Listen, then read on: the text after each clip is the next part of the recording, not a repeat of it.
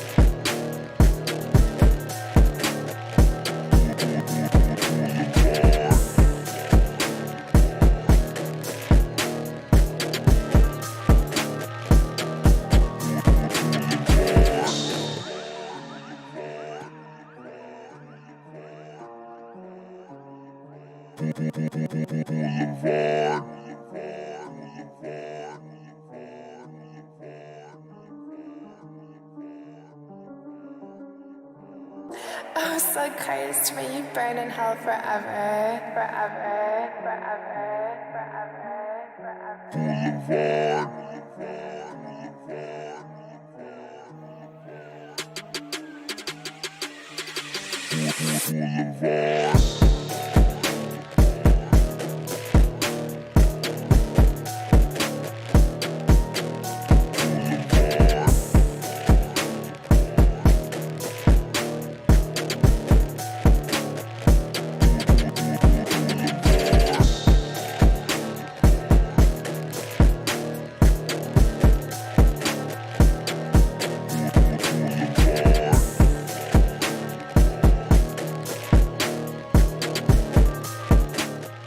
Hello, everyone, and welcome to Here Comes the Lame Wrestling Podcast with me, PK of the BLVD, and my host, officially now, click, unmuted, ladies and gentlemen, Philadelphia's favorite son, Jedi Jalen Hurts Joe. Woo. Hello. What's up, Joe? Happy Thanksgiving. Happy Thanksgiving, everybody. I don't have any items around me to put on the screen for Thanksgiving. I asked you when we were talking about whether we were going to run on Thanksgiving or not. I said, could you get some kind of turkey or pilgrim hat?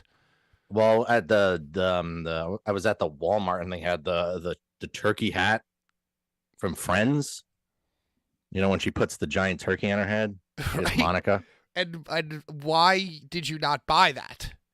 And my girl's a super fan, and I'm with her, and she's like, "Nah, I don't want it. Nah."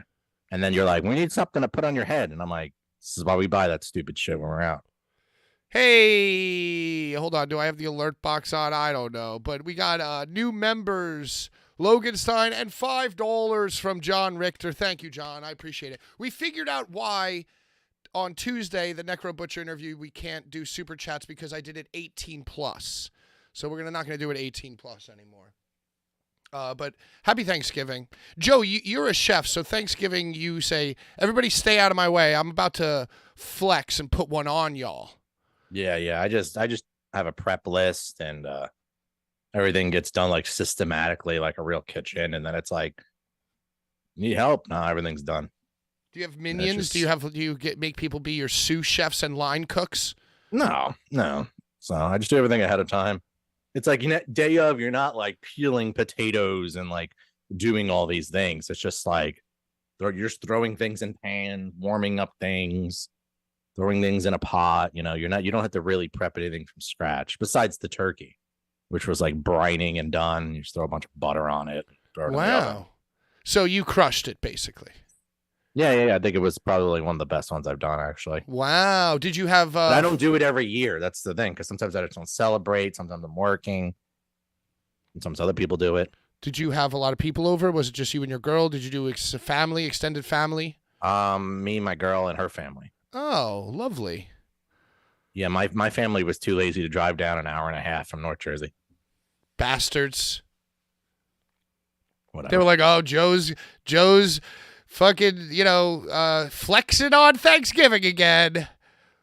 Let's just I'm gonna go down there. Not gonna feed into that bullshit. Let's get some Chinese food. Hey, there comes the super chat. Thank you, John. Wow, that's pretty delayed. That was like 2 minutes of delay. Thank you, John. I appreciate you. Thanksgiving. Happy thanks. Let's take a moment and talk about what wrestling things we're thankful for. Wrestling things only. Wrestling things only? Yes. I guess this podcast, because it's not anything that's going on in the current state of wrestling. Wow. I'm thankful for whoever made the Darby Allin, Edge, and Sting Animorphs meme.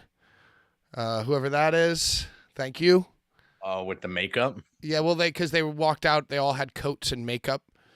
So it looked like the cover of a popular scholastic teen novel nonfiction, Animorphs. So, and I guess I'm thankful for the Royal Rumble 2000 bikini contest as well. Thanks. Shout out everybody involved. Shout out Jerry the King Lawler. Thanks for putting that together. I'm very thankful for you.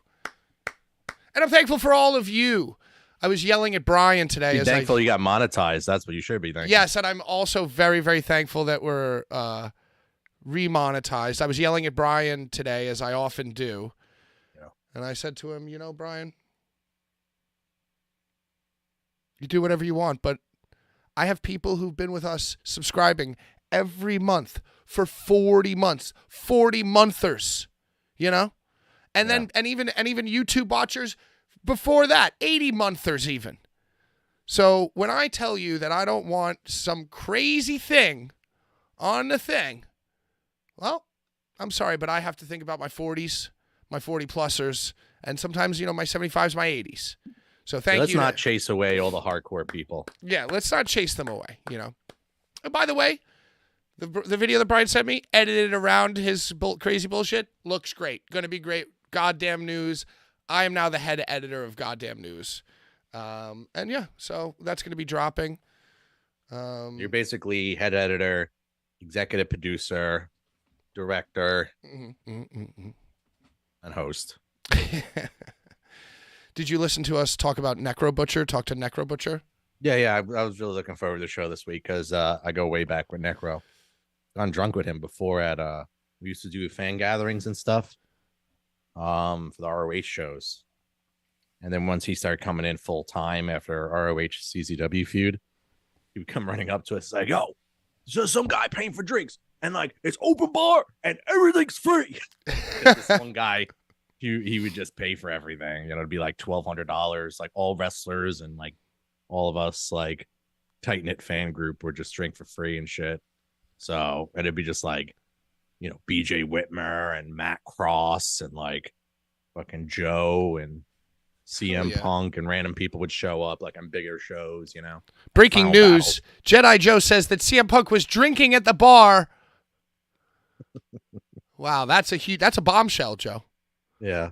But yeah, I didn't know him personally, but yeah, he was definitely like gooning it up with us back in like 2007. That is a great way to describe him. He is a goon of all goons. Like, everything's free. Someone else is paying for it, bro. All the liquor's free. So, I mean, enough stupid wrestling talk, enough stupid Boulevard Bullies versus the World talk. Let's talk about real sports. Because your Eagles looked pretty good the other night. That was the biggest win, arguably one of the biggest wins. Like, I didn't even care about my bet dying. I just was so, like, happy that they won. You know, like, it was the most satisfying win since I don't know when. I don't know.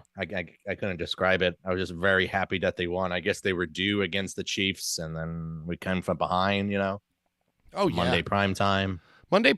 And, you know, Jalen Hurts, I had a bet in the Super Bowl. Jalen Hurts 2 touchdowns, which he hit for me in the Super Bowl. And so I was like, I think I had like, you texted me about that, and I like was busy for a second, and I was going to be like, yeah, do it. And then you did do it. I thought you did it. And I was like, yo, it hit. You're like, no, I made some other bullshit on there. Over fucking thought it. Yeah. I overthought twice in real sports this week. I overthought once with my fantasy football, and I made a last-minute change at like 12:50 that almost lost me the week, but I didn't lose. I won by a very slim margin, and we're 9-2, baby. First place, and guess what? Second place, 2 games behind, 7-4. That's the kind of dominance we're talking about this year. And so last week I futzed with my fantasy football. I went against my instincts, and I almost paid for it. And then that was basically what happened Sunday night. Was it Monday or was it Sunday? Monday. So on Monday night, I texted you. I said, yo, I hit Jalen 2 touchdowns last time he played the Chiefs. I'm doing Jalen 2 tuds tonight.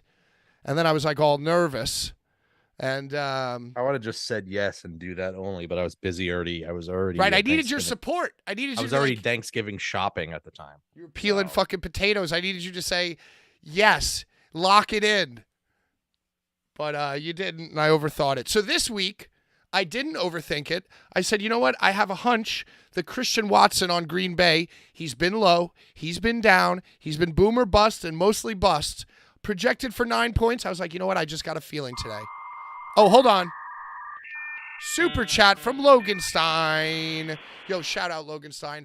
Wrestling's new star referee bursting onto the scene. Booked for a no-ring refereeing gig in December says, I'm thankful my wrestling refereeing debut for The Badass Pro Wrestling at PaleFest is available now on IWTV. Cheap plug. Everybody go watch The Badass Pro Wrestling at PaleFest. All super chats good as Pat's editing software or something. That's right. I'm thankful for that. What was I saying? So I was going to do Jalen 2 tuds. Didn't do it. But this week I said, you know what? Christian Watson, he's going to go off. And off he went. First play of the game, 60-yard, 55-yard catch. And then, that game was cursed from the first play. Oh, yeah. Well, Lions were going to lose every second. See, there's always one upset. and you didn't think it was going to be the Lions. So now I'm locked in on San Francisco tonight. I thought that Seattle might beat San Fran tonight. I was going to take Seattle money line, but I was like, nah, you know what? We already had the one upset. The stupid freaking Packers beat the Lions in a divisional freaking game. So, yeah, I'm locked in on San Francisco. Hey, your Dallas Cowboys that you hate are doing amazingly right now. Yeah, I'm. They're really good at beating. Like I said last week, they're really good at beating up on these, bullying these little teams. You know, and then I think once they start facing some like big dogs, it'll be a little different. And then Dak will start throwing the picks again. Yeah, that's what you think. They're 6-1, or no, they're 5-1 in their last 6 games. Getting hot at the right time. And you know what? Thanksgiving Day at Dallas against the Redskins or the Washington Commanders football team, that had the makings of a disaster written all over it, but they fucking dominated. It was like 45-10. Today was 45-10 for the Cowboys. Like I said, they've just been blowing out the Panthers and all these bum teams. You know, I mean, the Eagles beat the Chiefs and are 9-1. So I mean, like, I don't think it matters. Cowboys fans and the Cowboys will be the Cowboys regardless. We'll see. I mean, by hook or crook. If the Dallas Cowboys win the Super Bowl this year, you're gonna have to wear that turkey hat live on the air. Because you would be a big. I'm gonna have to punch a TV, right? Yeah. You have to punch your TV. Yeah. Shout out, I Got Character. Happy Thanksgiving. What's up, Bren? Shout out TV punchers. Shout out to TV punchers all over the place. What else is going on in the wide world of sports? Did you also see that Nick Sirianni was cursing out the Chiefs fans? Nick Sirianni, the coach of the Eagles, he is very emotional Italian man. yeah, that's he cried through the Star Spangled Banner in the Super Bowl. He was one that was like, "Yep, yo." He was just and then, letting it out. He's emotional. Then, he beat the. He's been seen also numerous times on the sideline, just going like this, like flying around like. So anyway, I guess he was going back through the tunnel after they had won. They're like, "Where the fuck you at now? Chiefs fans, not saying anything now. See ya." So now it's a whole big fucking discussion of how he should act as a professional, and he's a maniac. People are like, "Oh, it's okay. He's acting like that because they're winning." It wouldn't be if they were losing. Well, like, if you're losing, you can't act that way. Yeah, but it's like a double. Like people are like, "Oh, well, that's like a double standard." It's like, you know, you shouldn't be acting like that maybe at all. If they are, only when it's winning. It's okay when they're winning, not when they're losing. It's like kind of. Yeah, no, I mean, I love it. And you know, Dan Campbell. See, that's the thing too. Dan Campbell is a maniac and cries and screams, but because the Lions have been bad for so long, everyone's like, Dan Campbell, he's turning the whole organization around. Good for him. Yeah. Whereas like Sirianni, the Eagles have just been good, you know. So, yo, did you see the Eagles player that tried to intercept the spike? Yeah, Jalen Carter. Dude, he's a fucking rookie. Legendary, dude. Yeah, like, I was watching YouTube. Someone did it in a high school game. I think someone did it. No, that's what his explanation was? I don't think he even said college. He was like, I saw on YouTube. Someone did it in a high school game. I thought that was pretty cool. So I tried it myself. And then other players are like, yeah, it wasn't funny at the time, but it's pretty funny. I didn't think. I'm sure they'll do it. They're the type of team to do crazy shit. Well, what would have happened if he caught it? It would have been an interception. Yeah. Well, I guess it also depends on legs being down and all that kind of stuff. Because it's basically like encroachment. If he is it. I mean, I don't know. Like I guess if you think about it, the snap comes to Mahomes and Mahomes takes a step or two back or like 1/2 a step back before he spikes it. So if he times it right and he's not offsides, it's an interception. I didn't think it was a funny play. I thought it was like a smart heads up fucking awesome thing I've never seen, actually. Yo, the Chiefs do all types of wacky fucking disrespectful shit too, so fuck them. Yeah. Because Andy Reid. Also, everybody thinks that the tush push, the brotherly shove, should be outlawed, but no other team can do it. The Eagles are the only team that can do it. They will next year, though. That's when they'll ban it. So the Eagles have to win this year. in order to utilize being so good at it, you know? Oh, because next year it'll be outlawed. It's Yeah, yeah. 1st and 9. They start every drive at 1st and 9, basically. Yeah. It's awesome. Fuck yeah. Way to go, Nick Sirianni. Another primetime game tomorrow. First ever Black Friday game. And 3 o'clock game. 3 o'clock game. 3 o'clock game. I'm going to be working, so I'm not even going to Yeah. watch it. It's at 3 p.m. because they're saying, you know, people go and shop and then come back and want to watch a game and they're off. Huh. But who actually shops on Black Friday now? Yeah, I don't know. I kind of have Black Friday FOMO, though. Like, I want to buy. I want to go and like fight people over a TV and then break the TV when the Cowboys win. Yeah. Yes. That's what makes no damn sense. The Cowboys fans will go to the Black Friday sales to buy the 70, 80-inch OLED for like $1,000 or whatever it is. And then when the Cowboys bust, they punch it. Right, because the same people who fruitless. Why? The same people who go shop on Black Friday, those are all TV punchers, basically. Like, if you go to Walmart... those are Neanderthals, those people that go. That's what I'm you saying. Kidding me?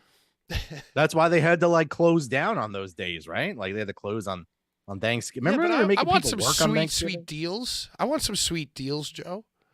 Remember, they're all online. Everything goes online a week ago. Yeah, they just have deals all week. There's no, like, actual... The only thing that's going like live tomorrow, I know they're doing like a Black Friday like record store day kind of thing tomorrow. At your like local record stores, you can get some deals and shit. I don't know what else. I mean, but I think TVs and all that kind of shit is already live now. Well, it doesn't matter because even if they were marked down to $1, I don't even have $1 to spend. You know.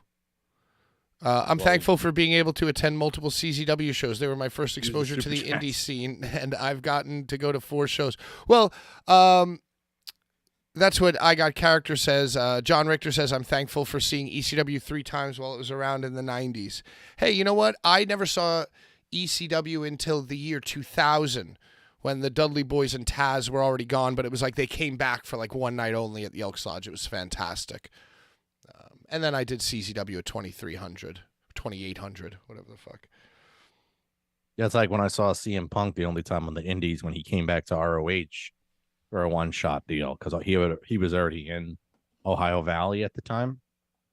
And then he came back for that one Long Island show where like everyone had to cancel because it was like 8 feet of snow in Long Island.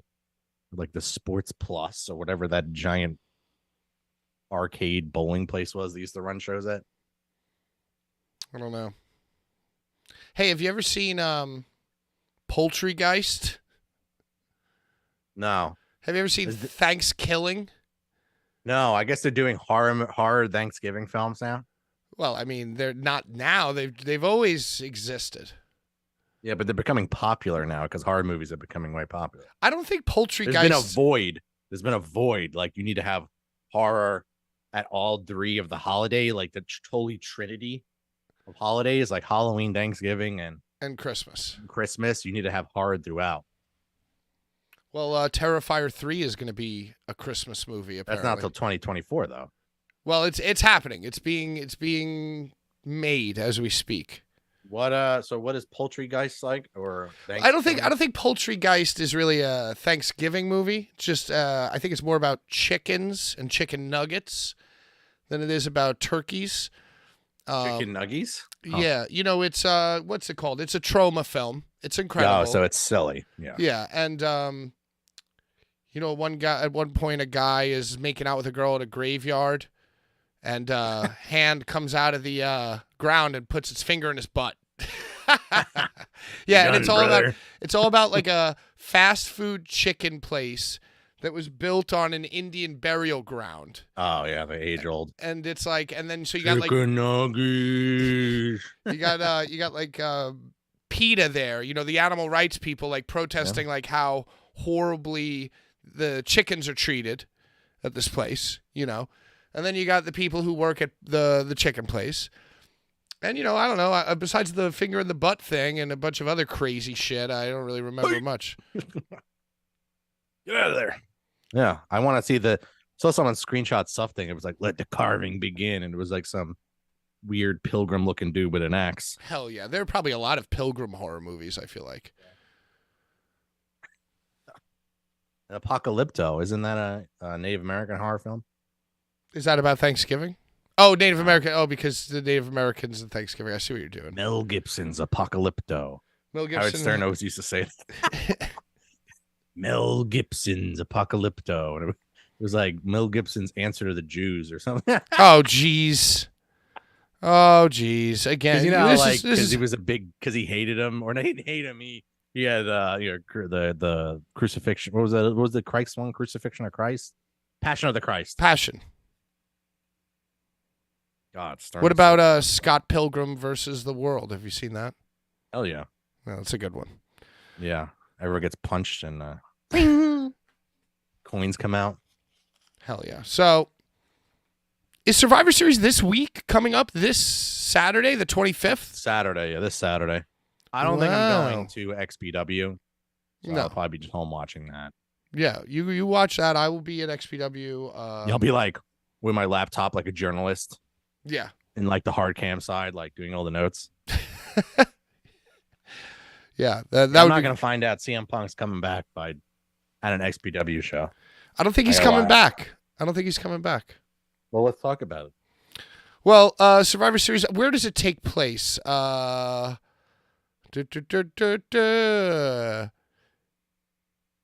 It's in Chicago. All-State Arena in Rosemont, Illinois. How far is Rosemont from fucking... Am I zoomed in today? What? Like, am I like, did you zoom in on the camera source on me today? I don't know. My head looks even bigger today. No, you look good. Maybe my camera is like, I think you look good. yeah, they're both, AEW was in Chicago yesterday, and like, whatchamacallit, and WWE's there this Saturday. So the Marks got it good this year. Yeah. Everybody loves Chicago. You ready? I'm gonna run it down for you before anything. Okay, go for it. I want to tell you that the fifth member of the War Games thing was not, in fact, CM Punk. It was not a mystery until CM Punk showed up. It was actually Randy Orton. Yes, I guess apparently they kind of announced him as the fifth member against the. Oh, he's on the graphic. He is on the graphic. Randy Orton, right there. Boom. Plain as day. Oh, okay. They talk to me. So I really don't think that CM Punk is going to be there. I really don't. I heard a rumor that they just said that, and then Judgment Day is going to take him out, and then the replacement's going to be CM Punk. Wow, that sounds awesome. No.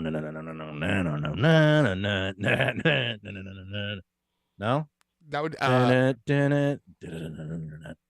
But what are your predictions? I guess we'll just start with this War Games. By the way, Joe, just a quick update. Christian Yes. McCaffrey rushed for 26 yards. already. Yeah, Already. First play of the game. Hey, so let's start at the bottom, probably the pre-show or earlier. Okay, we can do that. I don't know if you want to start from the top, but So Santos Escobar has recently turned on Rey Mysterio, yeah, and he's a bad he guy. made is this the one who made what's her face cry? Who did he make cry? The Queen of Cringe. What's her name? Zelina Vega? Yes, The Queen of Queen of Cringe. she is so cringy, bro. From Queens. She is from Queens, though. The Queen's Queen. Well, is she in House of Glory or one of those? Yeah, she's trained by Amazing Red. Who hasn't he trained? Yeah. Well, if you're coming out of Queens or that area, versus Carlito. Yeah.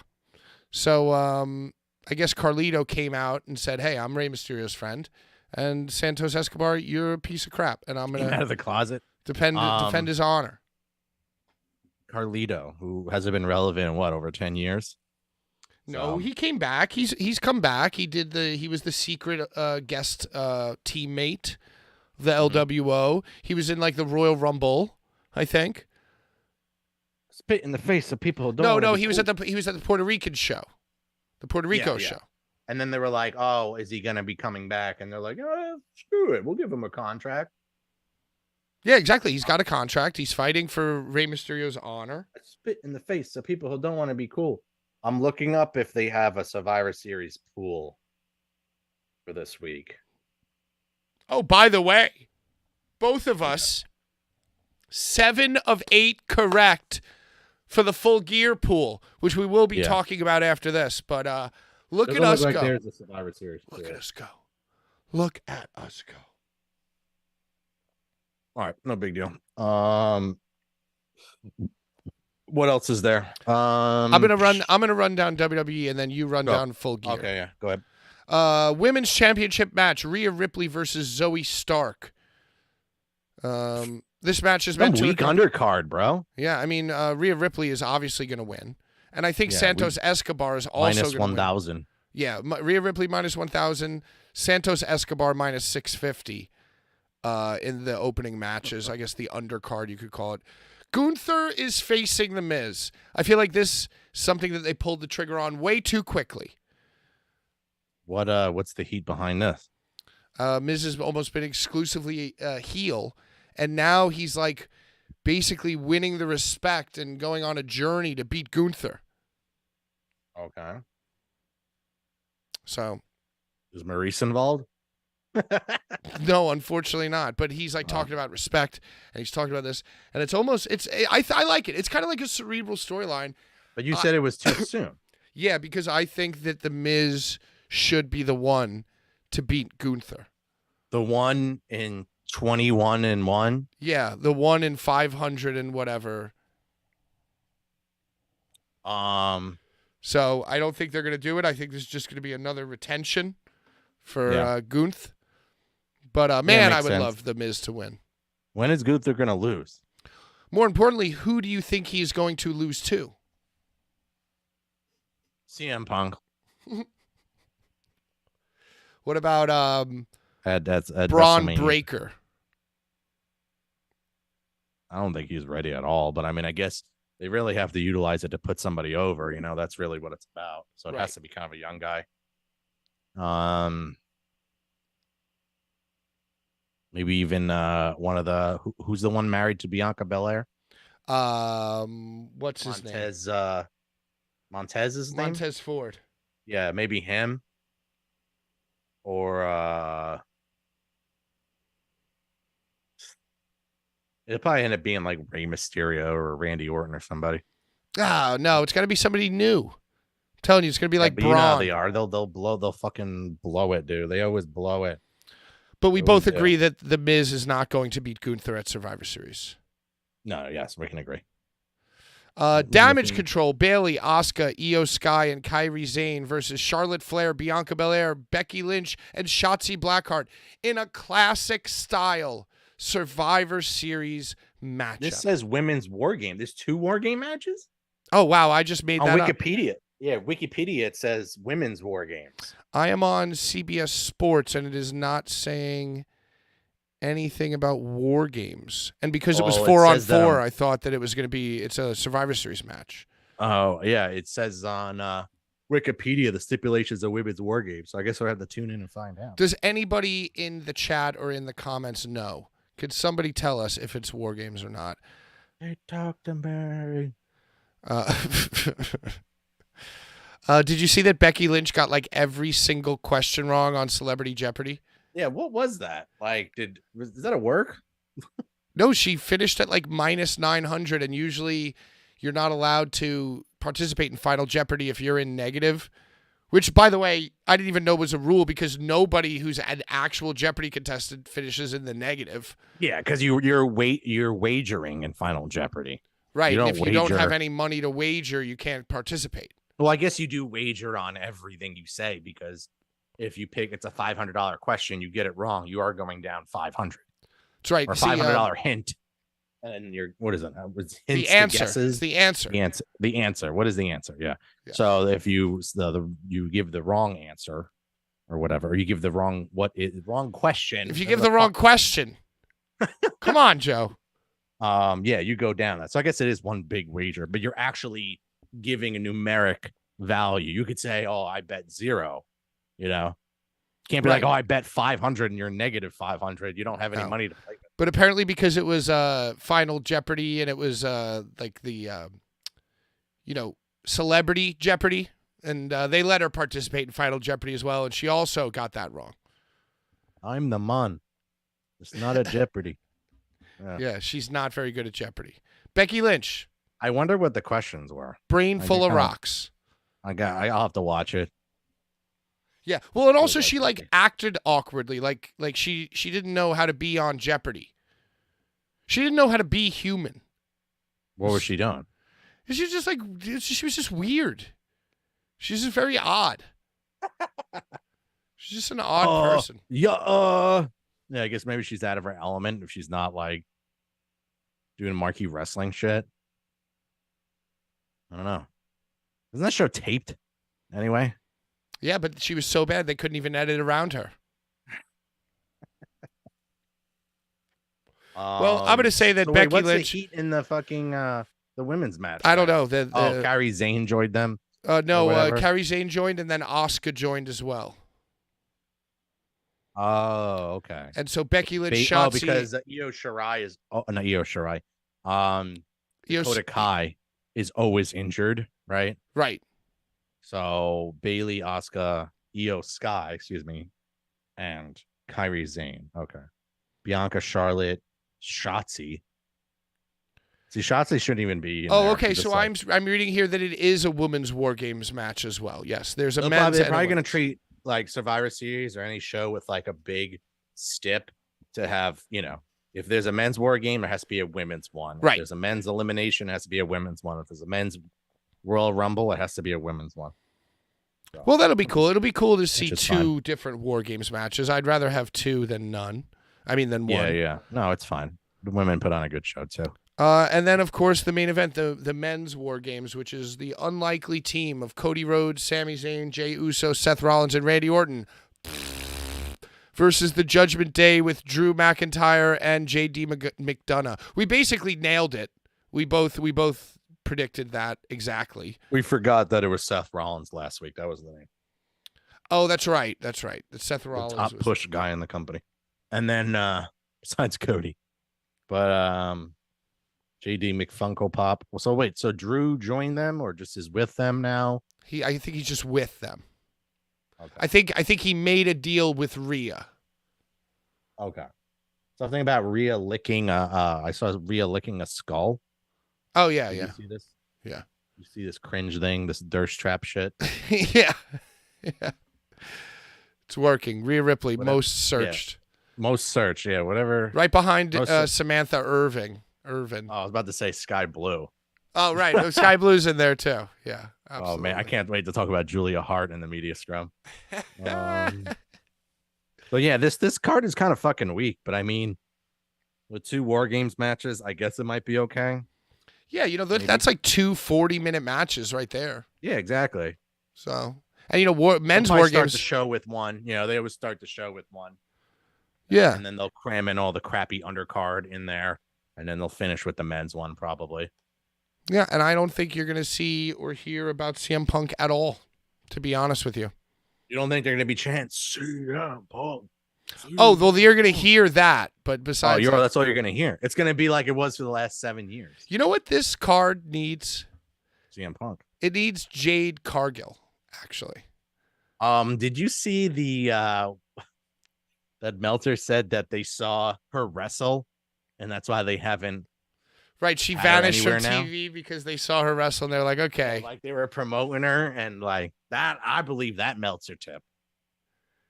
I mean, and she was that's back. not confirmed. He was just like, why haven't we seen her? Where's she been? Why aren't they promoting her? Why is she debuted? They're pushing the shit out of her, and now she's gone. They're like, oh, my guess is they kind of saw her wrestle, and they were like, oh yeah, this is not a good idea.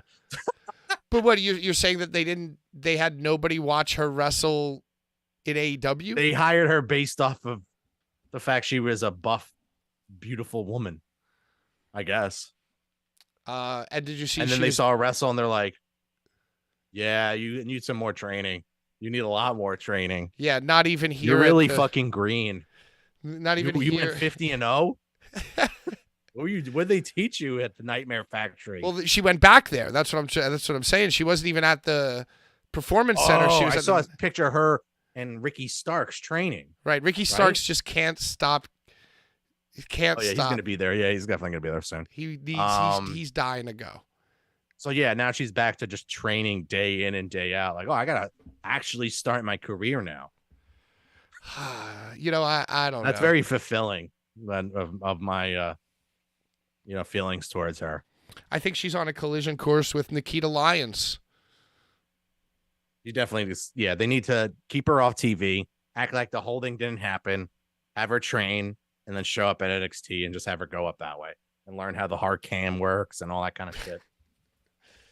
I don't know. Yeah, and Nikita Lyons is fine, but the thing is, Nikita Lyons gets injured too. She's another one that gets injured all the time. She's injured right now. No, she's coming back. She's coming back, Joe. She's training. Yeah. And then she's going to take some roundhouse kick. And then all that weight from her thighs is going to come down on her ankle and just shatter her MCL. That's right. It's a lot of all that lower body weight. Yeah, it's a lot. This is just going to be. It's very difficult to balance. When you constantly are sitting on people's faces. Yeah. All that weight too. That shit's not safe either. It's jumping like split. Yeah, the jumping split. Yeah. I remember I was arguing with some Mark one day, and I'm like, you guys do know that NXT is just basically like Pornhub light, right? And they're like, no, why would you say that? I'm like, well, you got Gigi Dolan, Nikita Lyons, Tiffany Stratton, Mandy Rose, all them, like all these girls, just all promoted like that. And they're like, oh man, Nikita Lyons hasn't even been around. I'm like, well, that's your argument. Like, well, do you remember they her had finisher was a split to the opponent's face. You put a fucking ass in the opponent's face. The Toxic Attraction had like they were like jumping around at the beach. Had a lot of like. It was not about sex at all. Well, wrestling and sex are very connected. Whether it's a man in a bikini or a woman in a bikini. There's a lot of bikinis in wrestling. When they rebranded as the colorful NXT and like with Vince in charge or whatever, it was just straight like hub. You know? It's getting better, Joe. It's getting better, brother. Yeah. So what do you think? You think anything interesting happens in this Cody, Sammy, blah, blah, blah versus Judgment Day? You know what I was thinking the other day? Does Damian Priest still have the briefcase? Yeah. It would be cool if you combined a War Games finish with a briefcase cash-in. That's never been done. I guess, yeah, with Seth Rollins. Yeah. And like Randy Orton joins the Judgment Roman's Day. not on the show, so the other title's not on the show, right? Because Roman doesn't wrestle. Right. Well, more than 3 times. And fucking what's his name? Priest has been obsessed with the Rollins thing. It doesn't look like the briefcase is going to go in the Roman direction. No, yeah. No, it would have to go to Mania with Rollins with Reigns. Yeah, no, that's fine. You mean like it'd be all said and done, and then he's like, I want to curse you. or I mean, that would be cool, like to do it at the end, but it might even be cooler to do it like during. Or it's like he comes out of like the cage, you know, like he comes out of the War Games cage and instantly does it. Yeah. There you go. That was perfect. Sam Irvine's like, where's the camera? Let me look at it. Yeah, wow. I mean, you pretty much got it figured out. Let me get myself over. Who do you think? Do you think she has her own cameraman or what? Does she have her own cameraman or? She does. She has like the timekeeper or some Mark holding the camera for her. Because that's not live. That's not a live feed. That's someone recording on their iPhone. You know, like in third person off camera. You know. Yeah, it's one of the interns, one of the Samantha Irvin. Here is your winner. Try hard. Well, Survivor Series this Saturday at 8 p.m. I will be at XPW making bad life decisions. Laptop, like, CM Punk. I'll be like on my laptop like Mike Johnson. What are the chances that you punch your TV during Survivor Series? I might punch my laptop like Christian McCaffrey did last week. Did you see that? No, but that's awesome. Because I guess they didn't want to finish that game like on defense. So when he didn't get like the first down to like continue the rest of the drive so they can end the ball holding the ball, he went back and he just got like the tablet in his hand and went just like fucking punch the tablet. That's awesome. Those poor tablets. He's at 37 yards right now rushing and 14 yards receiving. He'll be all right. In case you were wondering. I mean, he's a fucking animal. And yeah, no doubt I was going to win that. I just wanted more action on the day. So I just played like I'd already won that bet, you know? And I lost all the money under it, so it's like I'm probably only really gonna make $5 today. Hey, you know what? That might be acceptable. Yep, it's fine. So I didn't watch AEW Dynamite, but I want to talk about Full Gear because I Yeah, we got completely watched that. Yeah. So Full Gear. Let me get my notes. Was from where was it at? It was in LA at the Kia Forum. Kia Forum. Did you see the I enjoyed the camera angle that they had. The hard cam, you know what I mean? Like it kind of like football, or kind of like, I guess the rows went out flatter before it hit like it went out farther before it hit like the lower levels, you know? Like how there's only like 6 or 7 rows. This went back like 20 rows. It kind of gave it a little better a little more depth to it, you know? You liked it. Well, maybe it's just that there were actual people there.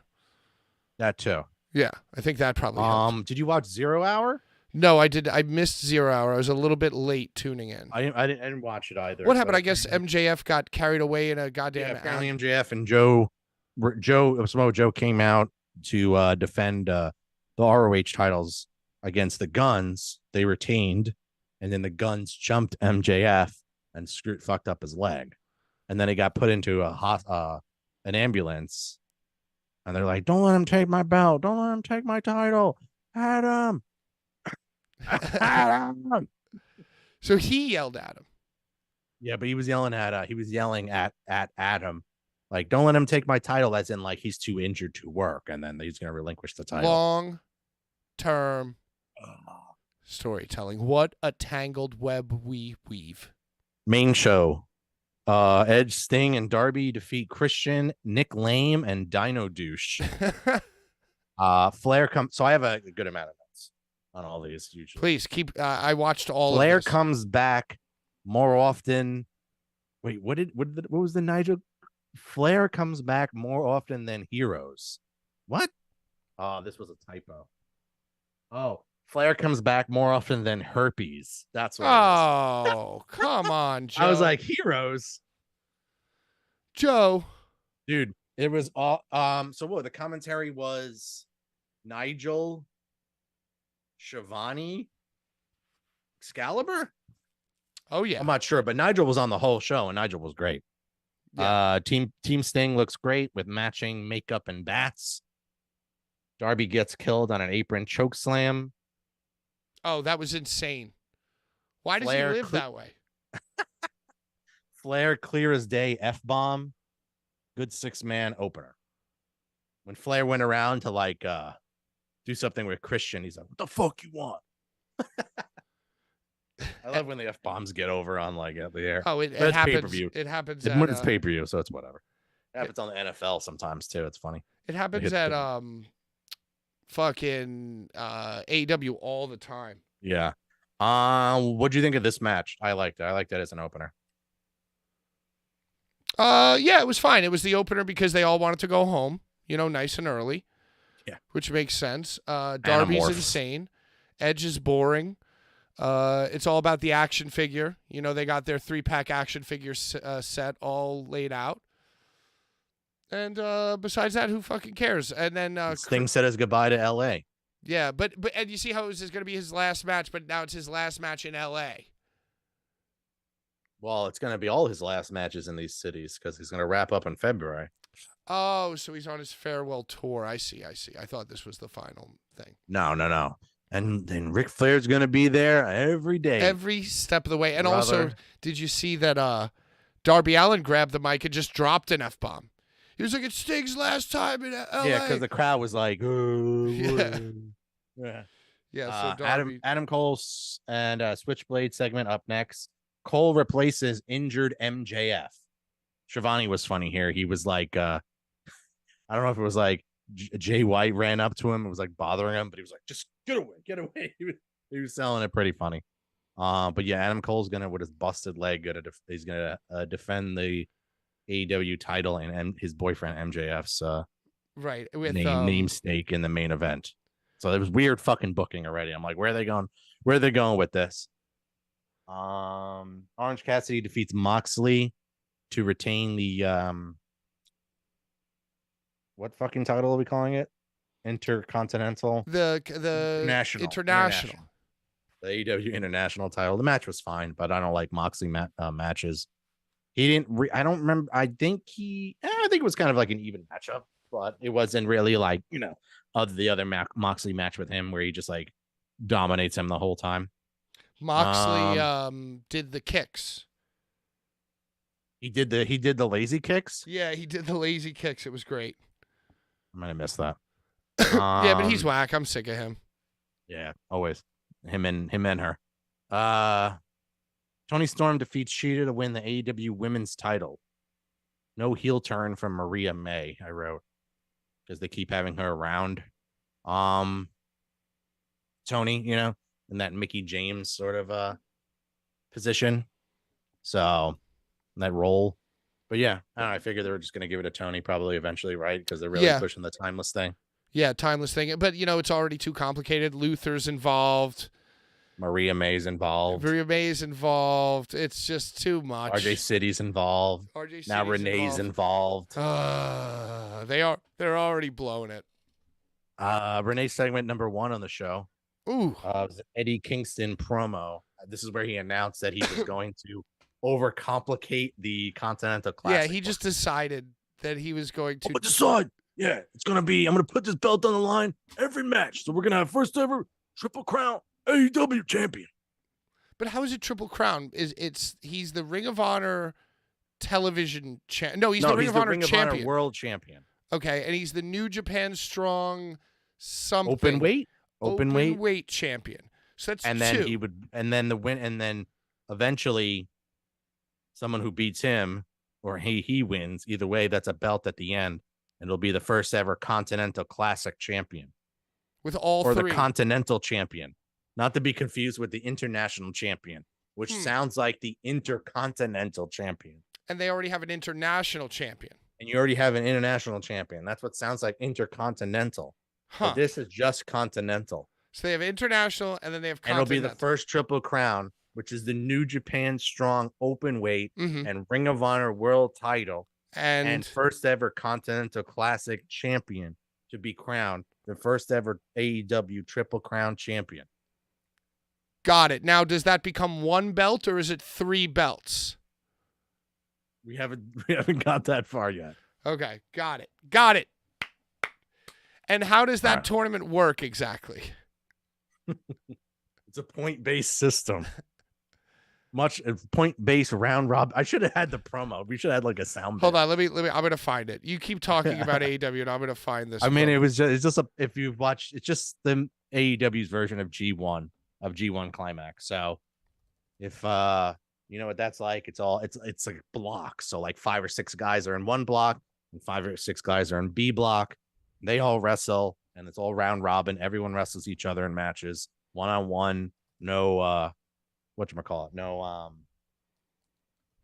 outside interference or no one on the, just straight up wrestling, pure wrestling. And then it's all point based. And then whoever has the most points, there'll be semis for each block. And then the winners of those blocks will then be finalists to crown the very first Continental champion.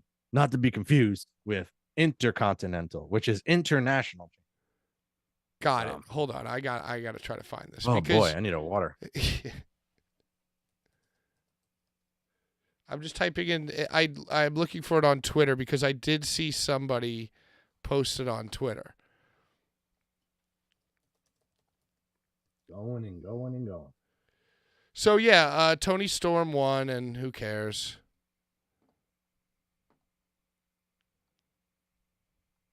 So yeah, Eddie Kingston promo talking about all that. And then next up was Billy Starks and Big Bill retaining a 4-way ladder match, 4-way tag team ladder match. Said it was a great match that had some creative ladder spots. Oh, get the fuck out of here. You didn't enjoy it? I mean, I don't know. I felt bad for them. Why? Because they were just like murdering each other. Did you see the spot where Malachi like ricochets the ladder into like I think it was one of the guys in FTR. Forgot which one it was. He's like running off the ropes. And he's gonna hit Malachi with something, and there's this ladder laying on the rope, and he just like pulls the rope out so it ricochets the ladder standing into him. I thought that was pretty cool. Yeah, and I also liked the Brody King fucking whatever bomb on the ladder. You know what I'm talking about? Oh, the Doctor Bomb. Oh my god, dude, that was insane. Was there a spot? Oh, then there was a big spot to the outside, wasn't there? Wasn't there like a driver through a ladder that was like on top of the apron to the like outside barricade, right? Or something like that, with like something like that. And when one of the Lucha guys went through that. Yeah, they all murdered each other. Yeah, great match. But yeah. so and so who won? They retained, right? Didn't they? Yeah, Big Bill and Starks retained. Yeah. And they're the AEW tag team champions. Yes, not to be confused with the AEW international champions. No, the Ring of Honor tag team champions. Ring of Honor tag team champions. Right. And the Ring of Honor trios champions. And not to be confused with the ROH trios champion. Correct. And the ROH TV champion. And not to be confused, the ROH world champion. What's the name of this tournament? Japan Strong Continental, cross-continental. What's it called? Continental Classic. Continental Classic AEW. I saw somebody. Here it is. All right. Put your money where your fucking mouth is. Flex up, stretch out. Oh, no. That's just a promo. All right, continue on. I'm going to find this. Julia Hart defeats Chris Statlander and Sky Blue to win the TBS Women's Championship. I said it was a really great match between the three. Chris Statlander carried them both. Both other two ladies have improved a lot and have a very bright future. Hold on. It will be, and New Japan has cleared this, that Eddie is their champion, and New Japan is aware, and that the winner of the AEW Continental Classic will be the New Japan Strong Openweight Champion. They'll be the Ring of Honor World Champion, and they will be the AEW Continental Champion. So we are unifying all three titles. No, it will be a triple crown, and forming a triple crown of three titles. It'll be the Ring of Honor World title, New Japan Strong Openweight title, and this tournament. And what's really great is this from the scrum? I think we found something here. There's with a lot the of scarf. We can wait till the scrum. We'll just keep the joke going. Okay. And we'll get there. Okay. Because we're getting there. All right, keep going. So you love did Julia you like the Hart. women's match? You love Julia Hart. You love. I don't love Julia Hart. No, I just they have a bright future. I'm a Sky Blue fan. Yeah, I mean, who isn't a Sky Blue fan? After that, the big announcement. The big announcement was next of who they signed or whatever. You know, the big acquisition. Oh my God, Will Ospreay. Oh right, okay. I was trying to figure Will out if I Ospreay's remember. all elite. Will Ospreay's all elite, bruv. Right after he finishes his New Japan dates, bruv. He's like, oh yeah, he's like, I am all elite.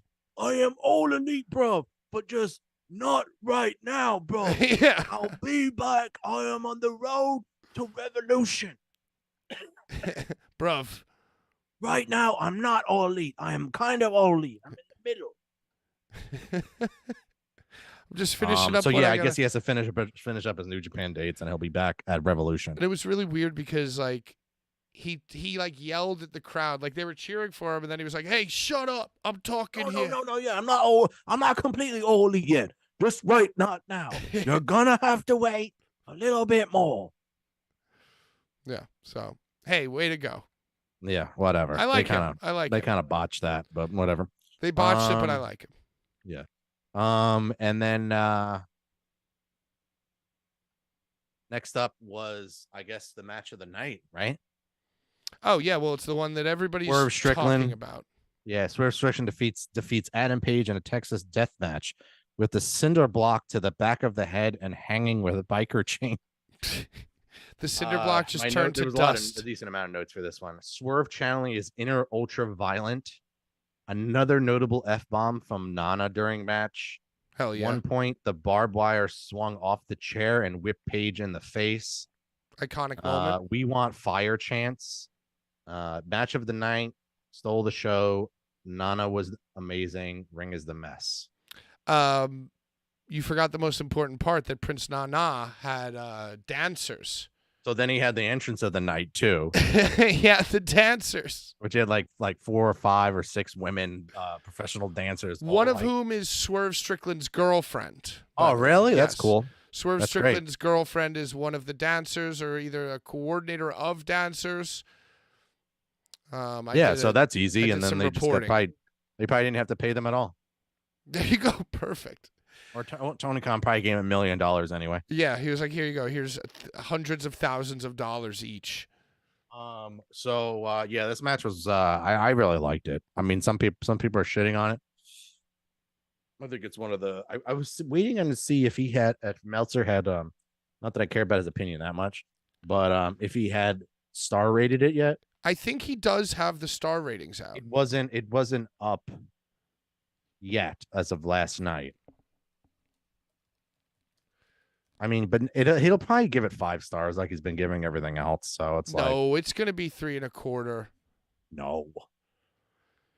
Here you go. You ready? I got it right here. 5 stars for AEW Swerve Strickland versus fucking what's his name.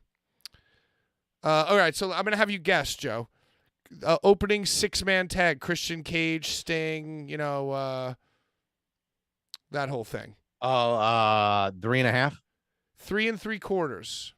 All right. Oh, where's the other one here? It just wasn't updated on Pro Fight database yet. So, because it always comes out the week of the Observer, when the Observer drops that week anyway. Well, I fucked it up because I only have, it says 8 match ratings, and this site only has 1 of them. Oh, here we go. Next. It's one of these sites. Next. Orange Cassidy versus John Moxley for the international title. 3. 4. Get the fuck out of here. Right. Very strange. Go ahead. Timeless Tony Storm versus Hikaru Shida. Ooh, this one, I'll give you a hint. It's not great. Yeah, I would say 2.75. Yeah, 2. Yeah, we give that 2. He hit him with a 2.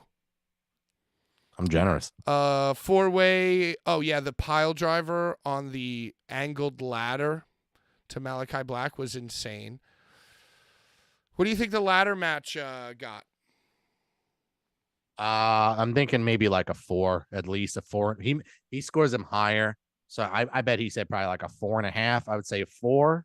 I'd give it a 4 personally. 4.5 from Dave. 4.5. Yeah. The 3-way match for the TBS championship, Chris Statlander, Julia Hart, Sky Blue. I thought that was at least a 4. Dave says 3.25. He doesn't like women's wrestling. He likes marquee shit. All right. I thought it was good because it was Statlander like carrying them, like really like trying to like. Oh, it's kind of hard to explain. You know what? As I'm reading this, I don't think that these are even Dave's rankings. Oh, they're not. Yeah, so I think it's What Culture rankings. I put great. Dave Meltzer. Well, whatever. You get the point. What did you think of the blood drinking? That's what everyone's talking about from the Swerve and Hangman match. People said that he was gonna get like a blood disease. What? From drinking someone else's blood. Well, I mean, you could. You can get some sort of disease or something, maybe. You could, theoretically. Someone's like, oh, well, WWE tests all their guys, so it's pretty much fine. Yeah, but you don't know if AEW does. And I'm sure. And I'm sure even if they don't test all their guys, they probably tested them, both of those guys going into that. Yeah. No, it was pretty cool. I'm glad Swerve won. People were pretty pissed that Adam Page didn't win. I was like, nah, Swerve. Yeah. It was the best. And Prince Nana took the dude buster through the table, tried to dance his way out of it as well. Yeah, that was good too. He was like, oh yeah, he was like, little one, and he's like, no, clean. Yeah. So you go. So Swerve through. He broke into Adam Page's house and harassed his child in the crib. Almost tried to suffocate him with a Swerve Strickland T-shirt. And then he hung Hangman Adam Page from a chain. Yeah, it was a good match.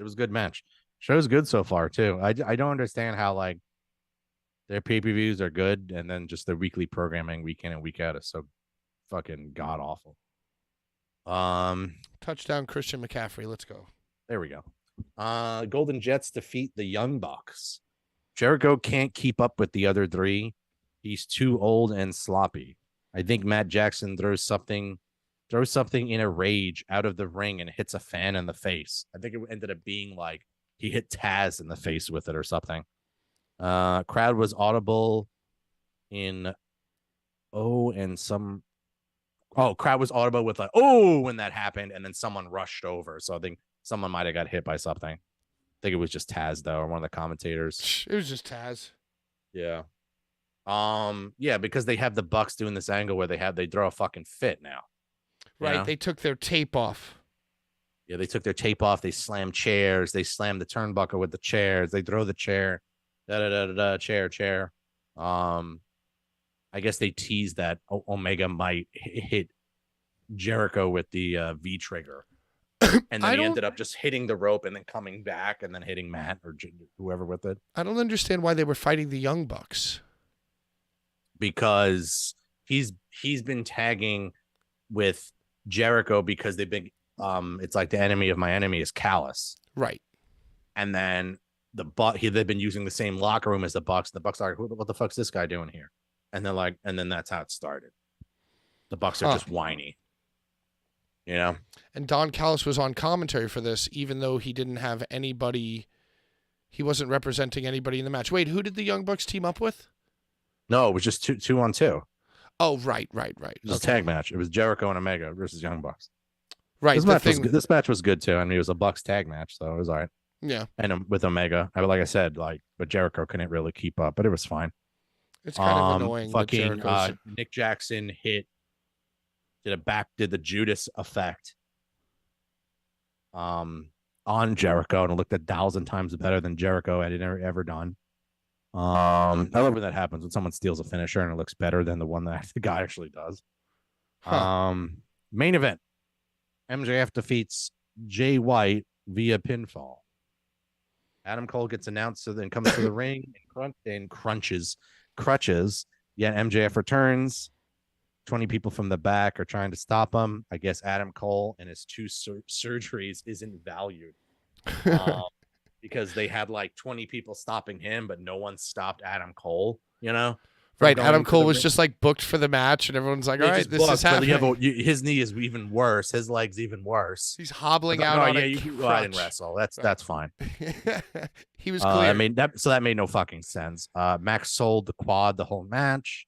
Big spots were an RKO by Max from in ring to the outside of the ring. Have you seen this? Where he jumps over the top and then and it gives him the cutter like there's Jay White's on the apron on the outside. There's a wrestler on the indies who's done that. Myron Reed. I know Myron Reed, yeah. Myron Reed has done that. I know Myron. Yeah, he stole that from Myron Reed. He used to tag with AR Fox, right? Yeah, and he used to Comes wear out like to, a D'Lo Brown like chest protector. Look at that fire. What was that? He used to come out to a Lil Wayne song, right? Oh, the fireman. Boom, boom, boom, boom, boom, boom, boom, boom. Yeah, well, Myron Reed's done that, but yeah, that was awesome. He's not signed anywhere, which is really odd. Yeah, he invented that. That's and he was like sure to complain about it on Twitter before, after, and during it happening. I guess that's the answer why. He said, I feel like Kenta. I feel like Kenta. That's what he said. That's what he tweeted. I feel like Kenta. What are the notes for this match? It was very convoluted, though.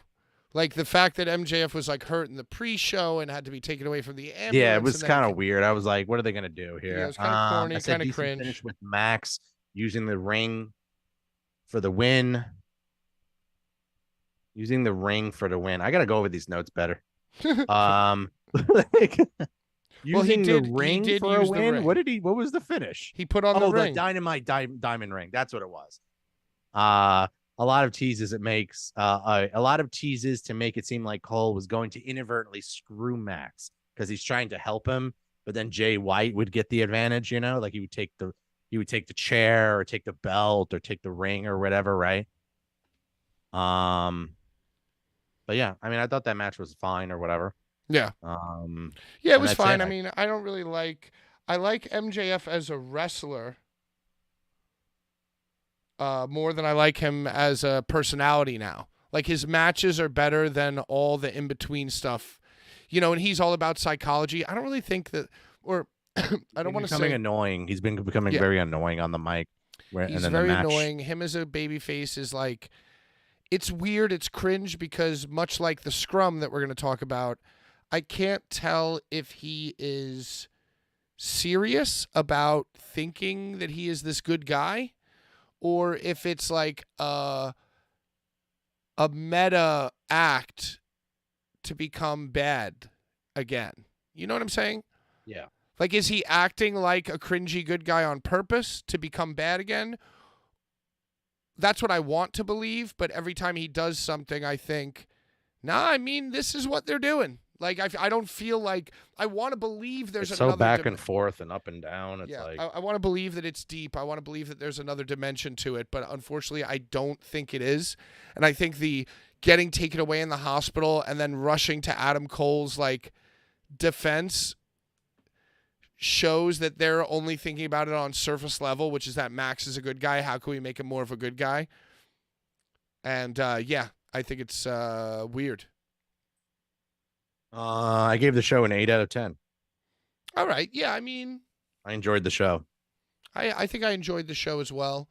I might go 7, 6.5. Yeah, I think I was generous. Sometimes, like, depending on my personal interests, I might score things higher or a little lower, you know. Well, you like Swerve. Yeah, I enjoyed that, you know. Yeah. I thought the 6-man with Edge and them was fine. I thought there wasn't really a bad match besides Tony and Sheeta. And that was really it. The only thing I really like, because I even liked the other women's 3-way too, you know. So there was only really one bad match on the show. So besides nitpicking, I think it's only an 8. Yeah, I mean, I don't think there was a match that was like stand out bad.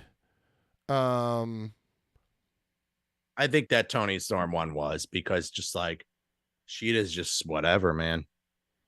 And Yeah. Tony can't. Tony can only carry so much. I mean, she's like good in the ring, but like, and then her personality's good now. It's kind of hard to explain. Like, she's kind of plateaued, you know. Who, Tony or? Yeah, Tony has. Where so Sheeta was never there. Yeah, media scrum followed.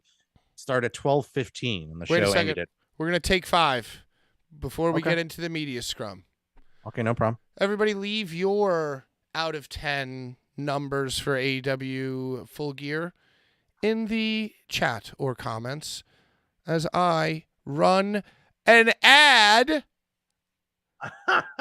and take 5. 5-minute ad. Take 5.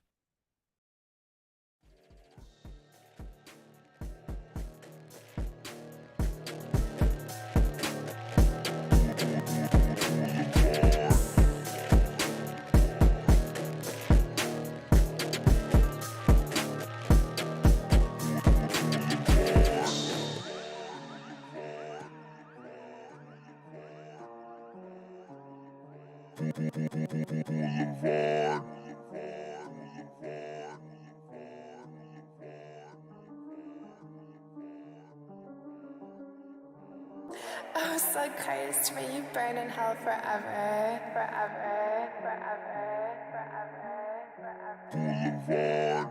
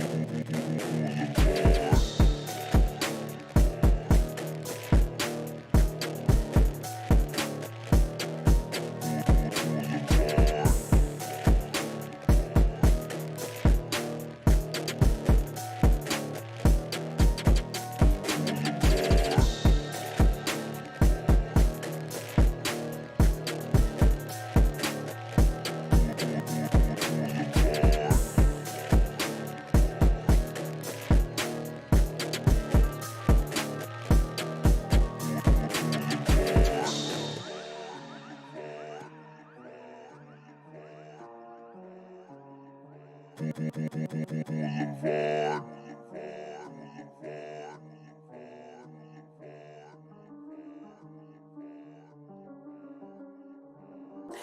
so Christ, may you burn in hell forever, forever, forever, forever, forever.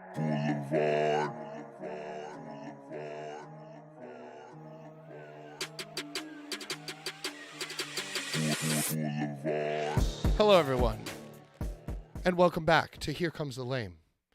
A very, very unmuted Joe. Here we go. We did it.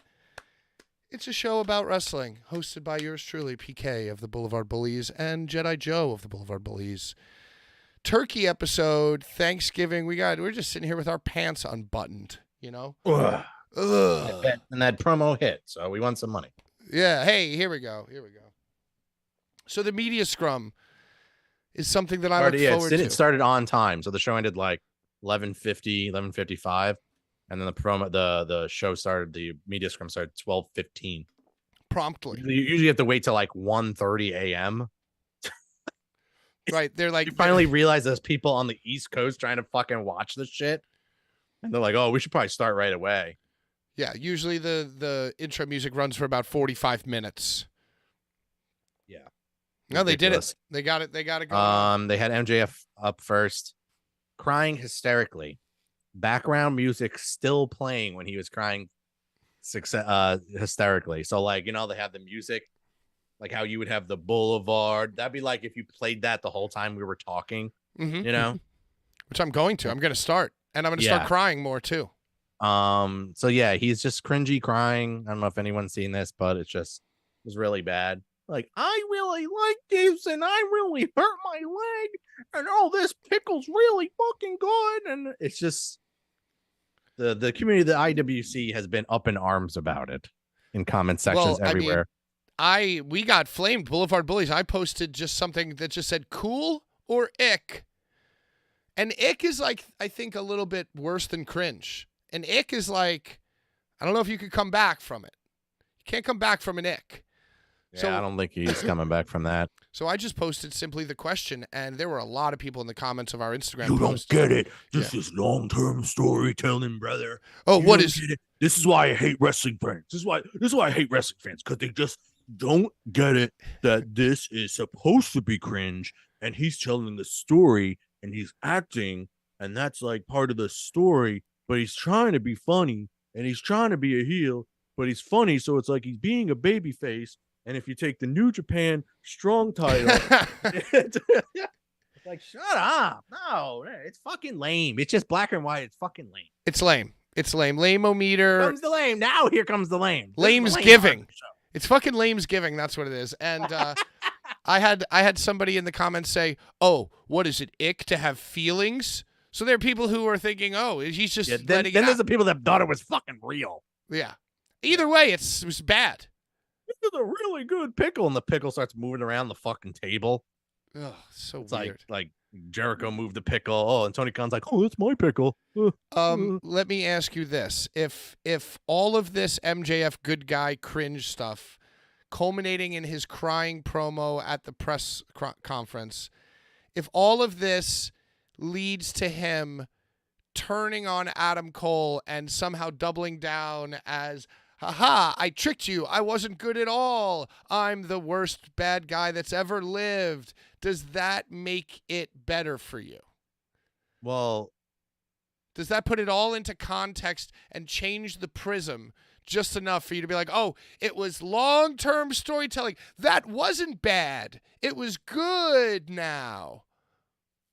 Listen, no, it doesn't. I'll never care because I like we talked with. I think only his in-ring work is worth it now, because it's just like the acting is just getting too ridiculous, and I guess a lot of people don't understand, or fans or wherever don't understand in the community, that pro wrestling for a lot of wrestlers is just a stepping stone for acting. You know what I mean? Like, there is definitely some truth to him saying like, "Oh, my agents get me all these acting bookings when I'm out here." Like, I think that is definitely fucking true.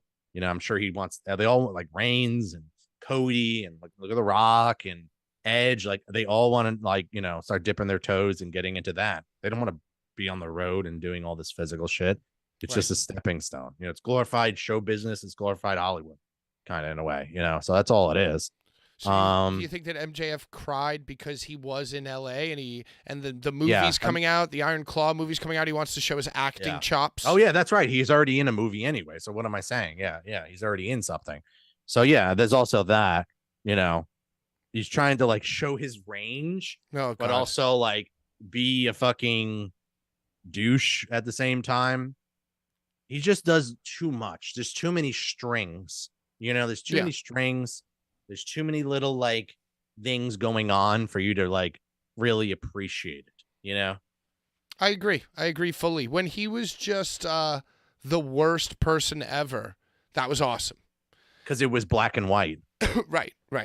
And simple. And then they would have like little moments where he wasn't going to be bad and he would just be bad. Like he'd become friends with somebody and everyone would be like, oh, he's going to betray you. And he's like, no, he's not. But he betrays them. So like this Adam Cole thing has gone on too long in my opinion. And it will go on longer because he's hurt. He's not going to turn on an injured Cole. Right? Could he? I guess Cole. He could turn on him. I mean, hurt. that would be pretty cool and just bang up his leg and then just have that. That's what, he re-injured the leg and then have him out for a while. And then he finally comes back and it's like a big thing. But in AEW, we don't always get that payoff. We never got the payoff with Punk and them. You know, there's always some bullshit. And Cole, looking at Dynamite this week, Cole looks like he's now that he already wasn't in great shape. And now he's never working out because of his leg. So now he's like, he's got like arms like me. Like he's just like nothing now. Yeah. Like, and he's letting his beard grow and it's not like helping him. You know, the beard doesn't look good. He looks like a mess. And Roderick Strong. Let me ask you this question, Joe. Roderick Strong showed up to an AEW charity basketball game in a wheelchair. Is that offensive that he played the game in a wheelchair? He played the game in a wheelchair? I feel like Britt Baker was in a wheelchair and stuff, and they made like the wheelchair a thing, like a funny thing. Wait, was this one of those disabled people ones? Or? No. It was for charity. It was like an AEW charity basketball game, but Roderick Strong did show up and play in a wheelchair. There is footage. Boy. Yeah, I think that's silly. A little offensive, maybe. Yeah, they don't know when to. People don't know when to quit, do they? No, Adam. Like they never did stuff like the only thing that worked that was like put. If stop me if this is not a good example. If it's the same like kayfabe thing, like all throughout, and like keeping this guy's character was the $1 Million Man. He always had the best flights, and like Vince put so much money into it to make it seem like the $1 Million Man wherever he was, not just in promos, but in like daily life. Like if you went to go buy a pack of gum, he was buying it with $100 bill. He was always in first class on every flight. They wouldn't put him in coach because it would look bad if a fan saw him. You know what I mean? They always protected the business that way. How great is that? Like you could have a gimmick like that. You could have a gimmick where you got to show up places in a wheelchair. You know, it's like, oh damn! Like the Undertaker had to not go out in the sun, but $1 Million Man he'd always have like sunglasses on and like just not be talking to people and looking pale and shit. $1 Million Man hit the lottery with the gimmicks, you know. $1 million, he was getting paid to be more paid and to live a lavish lifestyle. Yeah. Wow, amazing. That's crazy, right? Good way to go. Way to go. Everybody. Whereas, like back in the day, Ric Flair was trying to do that, and he spent all of his family's money. Yeah, and now they're now he has the Woo Energy fucking banner on. Right, he'll do literally anything for money to this day. Weed. I'm growing my own weed. I got my own energy drink. Dancing like an idiot in the street, panhandling. I don't give a fuck. Yeah, I'll fucking elbow drop my suit jacket right here in the middle of the street for $5. And then I somehow get a contract with AEW. Yeah. I'm gonna be there every step of the way. Max also says that he's gonna be banging rats. Did you see that? Did you hear this? No. on the scrum. He said this on the scrum. He's like, don't get me wrong. I'm still once he started getting serious or whatever, he's like, don't get me wrong. I'm still going to go bang rats tonight. And I'm like, that's something on Dynamite too. That was bad too. Do you know who MJF's girlfriend is? I don't. Well, the last time I checked, he broke off that engagement. I don't know who the current one is. Well, he's got a massive, massive heart. He's doing this for love, Joe. All of this is to get women to like him and fill that void in his heart to find. So who's he with now? Alicia Atout. A toot. Oh, yeah, she was with what's his nuts? Jimmy Baxter. Trey Miguel. Trey Miguel, yeah. Yeah. Now Trey Miguel is engaged to Ashley D. Amboise. And MJF is in love and dating Alicia Atout. Yeah. I mean, I would love to say good luck, but let's be real, it's not going to last. I don't know. I think Maxwell is a romantic guy. Right. I think that Max is he's got a huge He's heart. already getting a track record. Well, I mean, I think he went a little too hard, a little too early by proposing to this woman. I think he probably dodged a major bullet there, actually. I think he proposed to Alley Cat too, right? Yeah, I believe so. So how long? What's the over/under on months until MJF? I'd probably say 6 months until he proposes, and about 8 till he break it off. What kind of psychotic nut job proposes to somebody after like 6 months, 3 months? People with money that are just trying to get into people that are trying to get into relationships for all the wrong reasons. And people with money. Yeah, I mean, well, that's money, could be money, clout, whatever like that. Like, because Alicia Tout is nothing. What does she do? MLW and Knot Fest. That's short for Slipknot Fest, Joe. Yeah, I got that part. She Okay. does not. How does she have what? Something with it, with the interviewing and the like I said. Hey, listen, I'm sure that Alicia Did an interview at Knotfest one day. Okay, Alicia Tout's YouTube makes a lot more money than this YouTube. I'll tell you that much. yeah, because she's like a decent looking girl in pro wrestling, where like simps just simp over everything. Do you ever have like a good opinion on anything ever? I mean, I've seen her Instagram; it's just booty shots. Hey, shout out So Alicia. she can't be doing that well if she's just showing her ass off. Well, I mean, listen, don't talk that way about Maxwell Jacobs' future wife. I'm not trying to shit on her. I'm just saying, like, when you see the Instagram is all booty shots, that's really the only thing that can get you over. You know what I mean? Then okay, then obviously there's no substance besides like ass No, shots. she's a hard-working interviewer. She writes notes on a sheet of paper of questions to ask the wrestlers. She sends the emails to the wrestlers to go interview them. And then when the wrestlers are there at the show, she shows up with a tripod and her notes and a fucking microphone, and she checks the audio, and she puts her camera in focus, and she asks the questions that are on that sheet of paper, and she wears a very nice professional outfit. And then she goes home and she edits those videos. And she So how dare you, Joe? Burn it down. How dare you? How dare you? Yeah, whatever. He loves dating down, that's for sure. Well, who do you think Maxwell Jacob? What's the equivalent of Maxwell Jacob Friedman? Like he's not gonna be able to date an actress. He could date Anna Jay. I mean, that seems like someone that's at his level. Well, I mean, the devil is currently dating Anna Jay, Jungle Boy. Oh, we don't have a theory about that. Well, that's not confirmed yet. Oh, what's the theory? Well, there's no theory. We got to get to that show, but it's just one of the theory. Someone saying that, that it might be Jungle Boy is the devil. What Even else though happened? MJF calls himself the devil. So And really, they're both talking about CM Punk. I think it's all a work. I think it's all a level work. with the devil, CM Punk. Did you see what else happened in the media scrum? Tony Storm sent a note to Tony Khan, and Tony Khan read the note and was very tickled by it. Did you see this? Yeah, I don't think I all I had was Ospreay was good. Julia Hart was a snooze fest. Julia Hart was basically the worst interview of 2023, I think. At one point they asked her a question and then she was just like, What was the question? Like she started talking and then was like, what's the question? Like she's like, oh well, I guess I'm doing well because look at this belt. LOL. And Like she made a reference to the Muda mist impregnating a woman in Japan, and the internet simps went wild that she knew that that was a thing that happened. She referenced the mist. She referenced the Muda mist. Yeah, I'm sure that Julia Hart was like, digging through the depths. She probably didn't even know who Great Muda was until like 6 months ago. Well, somebody probably told her, like, oh, you know who else does the mist?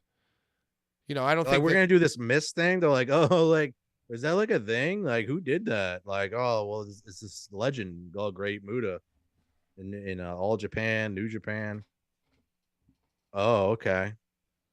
So, is it like real poison? Yeah, it is real poison, Joe, with sperm in it too. Well, she even said that like, when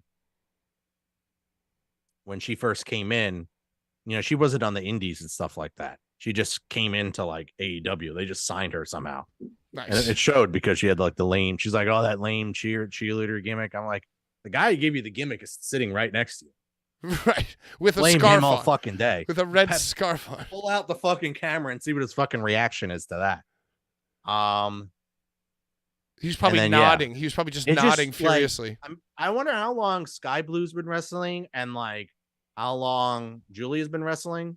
And Sky Blue's been like grinding on the indies, and like how much of a difference Sky and Julia are, because they're practically like the same age, but like one has a path of grinding, in the Midwest or wherever like that, and going and doing the towns Chicago and shows. Yeah, doing the towns and shit, and also shows her booty off too. So she busts her ass and shows the ass. Right. So. Well, Julia Hart is more of like less of an ass draw as much as she's like your petite goth girlfriend draw. Well, now she's a goth girl, Sky Blue. Oh, she's now goth as well, but they're not friends. Now she's doing the they're Alexa Bliss like WrestleMania thing with the blood. They're dueling goths. They're not friends. They're dueling goths. Oh, yeah, that's what Julia said. She's like, like I gave the mist to so and so, and like, she's just like been fighting it. I don't know what it is. Usually when I give the mist, and I gave the mist to so and like, she's really putting it over that her mist has like indoctrination sort of powers, magical forces, spell essence, it's like an enchantment or something, Right. And I'm just like, man, this girl's boring as fuck, bro. Like just a boring Gen Z girl, like, But that's what that belt's for. I think that's like it's fine to give the belt to Chris Statlander to take it off of another greenhorn, but she was just the transition to put it on another greenhorn. And Statlander should now go up to the women's title. Like right. The women's title should only have like the Tonys, even probably Maria Mai probably is. We haven't seen much of her, but she probably is also on a complete different tier from any of the younger girls. The Britt Bakers, who's the other one that we really like with Britt Baker, and then now she's injured. Oh, Jamie Hayter. The Jamie Hayters, like the real, the real meat of the women's roster. The real meat. The real What's meat. going on? And then all the bums can kind of go at the bottom and fight for that belt, and that's fine. That's a low card belt. That makes sense to me. The bum, which is fine. They can fight for that. What is Britt Baker doing? She's just tweeting about how Adam Cole's been mistreated. The more that Britt Baker is off TV and not involved in anything, the more I think she's the devil. Bored Baker. Boring Baker. DMD. Bored Baker. I don't know. What she just been saying that Adam Cole's been mistreated? Why? Well, she tweeted that she tweeted exactly what you said earlier, which is that they had 15 security guards holding Max back, but they just let Adam Cole walk to the ring to wrestle. Exactly. No long-term storytelling. And then when they were at the media scrum, Max and Tony were sitting down at the table, and Adam was on his feet in the corner, like they didn't even get him a chair. He's like, yeah. So Britt Baker pointed that out as well. So, Kenny's cat is sick. I believe Jericho got Kenny's cat sick so he could have the scrum by himself. Huh. Okay. That's what Jericho said. He's like, "Oh, Kenny had to fly home because his cat's sick." And I'm like, "Oh, Jericho got his cat sick so he can have the media Poisoned spot his all cat. done. Yeah. Yeah. Jericho takes credit for all the younger talent finally getting over. Perfect. I mean, of course, duh. And then there was a little little tab thingy, like a little fucking some words with Billy Starks and Big Bill, and apparently they jumped Jericho after the show. Jericho threw his luggage at Big Bill. Ricky Starks and Big Bill. Yeah, because they're the number one contenders for that title. Not to be confused with the New Japan Strong title, right? And the Ring of Honor World title, or the Ring of Honor Tag Team titles, combated in the Continental Classic to beat. Yeah, right. Got it. So Big Bill and Ricky Starks versus Jericho and Kenny Omega. To wake me up when it's over. Yeah, make me up. Starks and Big out mess. We also get the origin of the Big Bill name. It was. I was enthralled. His name is Bill, and he's big. I honestly forgot. I didn't write the note down, and then there was another bullet point, and I think that's when I fell asleep. Nice. Well, Tony Khan wearing the Inoki scarf was the highlight of it for me. He's just like, yeah. I think after that was when he started explaining the Continental Classic thing, and he got really confusing. I'm still trying to. It just got really trying to find it. I saw a tweet. Somebody did tweet like, "This is a full clip of him explaining it," and somebody tweeted like, "This is the most confusing shit ever." Yeah, there you go. Yeah. Can you put it on the screen? I'm trying to find it. I can't find it. Instead, what popped up is Zia Lee's Thanksgiving photo with Wendy. Oh, McCaffrey did get the 2 touchdowns. Did he? Did you just bet on that straight up?